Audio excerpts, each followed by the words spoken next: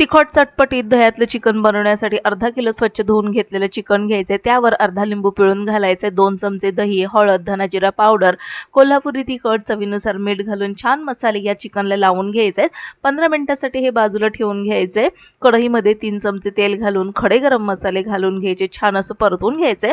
मध्यम आकाराचा कांदा आणि मध्यम आकाराचा टोमॅटो घालून मस्त असं परतून घ्यायचे।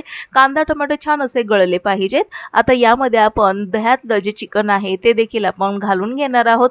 मंद आचेवरती हे चिकन आपल्याला शिजवून घ्यायचं आहे। लक्षात ठेवा, यामध्ये आपल्याला कुठेही वाटणाचा वापर करायचा नाही। कमीत कमी मसाले वापरून दह्यामध्ये हे चिकन एकदा तुम्ही नक्की बनवून बघा। तिखट चटपटीत काहीच मिनिटांमध्ये हे चिकन बनवून तयार होतं। चिकनची जर चव म्हणाल तर अप्रतिम अशी होते आणि दही घातल्यामुळे या चिकनचं टेक्स्चर अप्रतिम असं बनून तयार होतं। तर काहीच मिनिटांमध्ये हे चिकन बनवून तयार आहे। तर रेसिपी आवडल्यास नक्कीच लाईक, शेअर आणि सबस्क्राइब करून बेल आयकॉन